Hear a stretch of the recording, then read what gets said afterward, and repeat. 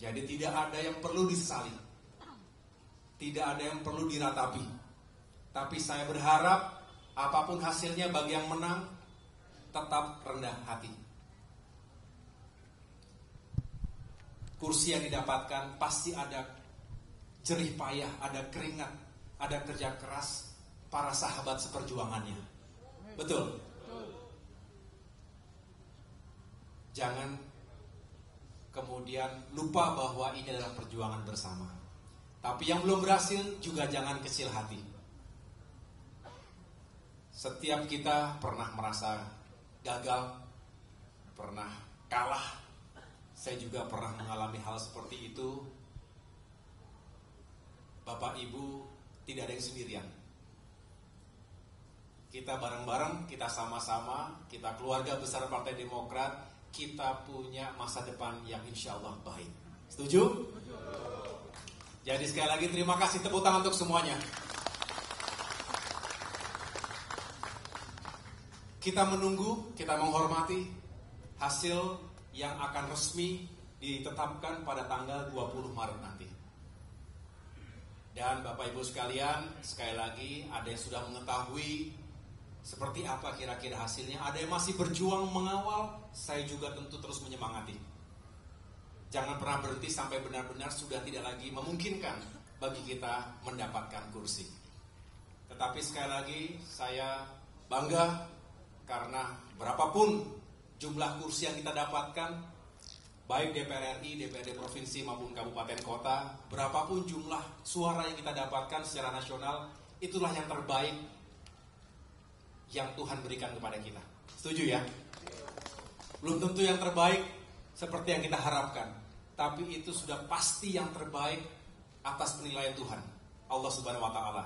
Bagi kita, sabar, tabah, kuat, dan insya Allah lebih sukses lagi 5 tahun ke depan. Kenapa tadi saya mengatakan rindu? Karena setelah 14 Februari kemarin, sekarang tanggal berapa? Tanggal 8. 14 Februari. Kita sama-sama sibuk mengawal suara di dapil masing-masing. Kemudian ada sesuatu yang di luar dari dugaan kita. Saya boleh bercerita karena belum sempat bercerita. Dan saya merasa tidak enak. Istri saya juga, Anissa, selalu mengingatkan, Pak, kapan kita ketemu sama para pengurus DPP? Karena kita belum pernah bertemu menjelaskan secara langsung. Tapi bukan karena tidak mau atau menunda-nunda, karena memang situasinya belum memungkinkan. Dan baru memungkinkan hari ini, hari Jumat yang insya Allah penuh barokah. Karena saya juga menenggang rasa kalau kita bikin acara sedangkan semua masih mengawal suara di dapil. Rasanya kok kurang bijak. Nanti datang juga setengah-setengah karena waduh, masih kepikiran.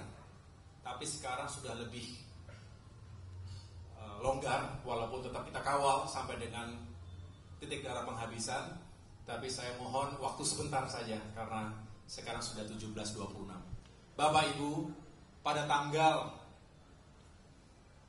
20 Februari yang lalu, saya diundang oleh Bapak Presiden Joko Widodo ke istana.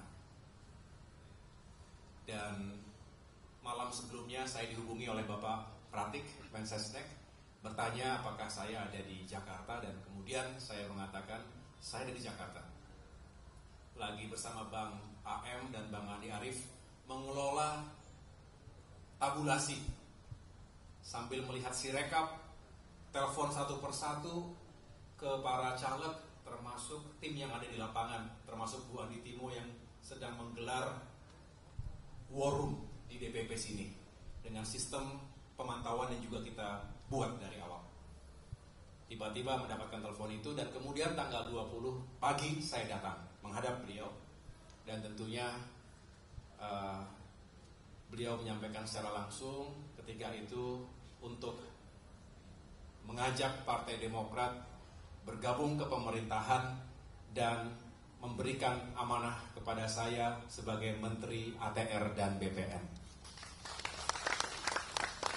Sesuatu yang cukup mengejutkan pastinya bagi kader yang masih sibuk mengawal suara. Karena kita menduga bahwa sampai dengan 20 Maret rasa-rasanya tidak ada dinamika politik yang terjadi di tingkat pusat. Tetapi itulah jalannya, itulah jalan Tuhan. Dan kemudian ketika ditanya, ya saya tentu menjawab, kami siap, terima kasih atas kepercayaannya. Karena dengan demikian Demokrat bisa kembali berperan bersama pemerintah. Inilah yang dari awal kita perjuangkan. Betul Bapak Ibu sekalian? Kita memperjuangkan untuk bisa berperan kembali di pemerintahan. Jadi secara de jure dan de facto hari ini Demokrat sejak tanggal 21 Februari berada di pemerintahan Kabinet Indonesia Maju. Setelah 9 tahun 4 bulan kurang lebih berada di luar pemerintahan. Betul ya?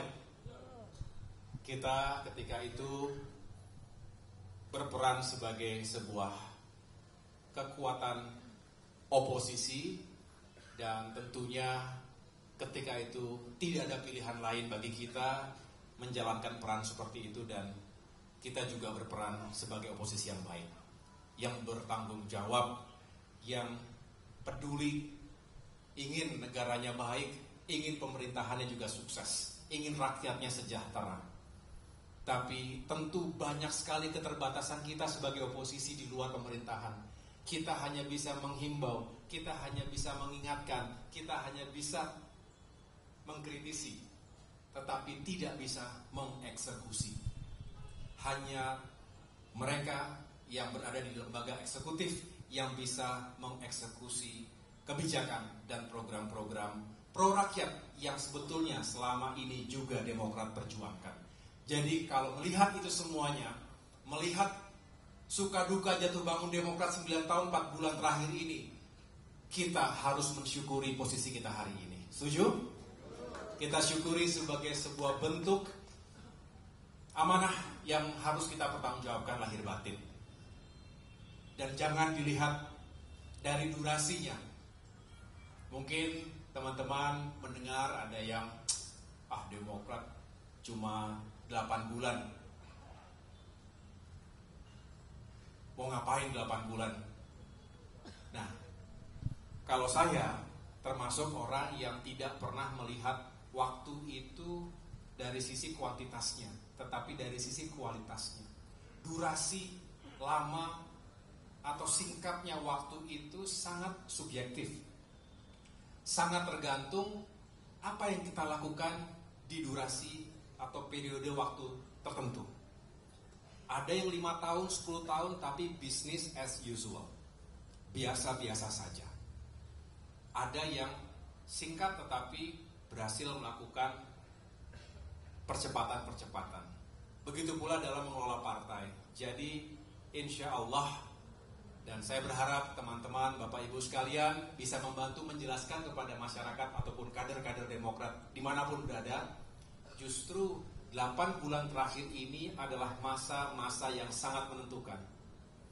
Mengapa? Sejatinya 8 bulan ini atau pasca pemilu itu adalah masa transisi. Betul? Sebuah masa yang penting dan strategis, termasuk juga kritis. Mengapa? Kalau pilot biasanya, ya saya bukan pilot tapi dari mereka yang tahu bagaimana kritisnya sesaat sebelum landing maupun ketika akan take off. Jadi selalu dianggap sesuatu yang perlu mendapatkan atensi dan dikawal adalah ketika landing dan take off. Nah, seperti estafet kepemimpinan nasional, ada saatnya landing, ada take off kembali. Nah, tugas Demokrat, walaupun tadi 8 bulan, sama-sama kita kawal agar pemerintahan Presiden Joko Widodo bisa menuntaskan tugas-tugas dan program-programnya, bisa soft landing, tapi sekaligus mempersiapkan agar take off berikutnya dan 5 tahun berikutnya pemerintahan juga semakin sukses. Insya Allah Bapak Prabowo Subianto jika pada saatnya nanti secara resmi telah ditetapkan sebagai Presiden Republik Indonesia 5 tahun depan, Demokrat ada di fase-fase yang penting ini. Nah, kemudian ada yang bertanya, mengapa di ATR BPN? Tentu bagi kita bersyukur masuk ke pemerintahan. Dan sebagai seorang prajurit, warga negara yang baik, mendapatkan tugas, misi dari presidennya, harus dijalankan sepenuh hati. Dan hanya ada kata siap.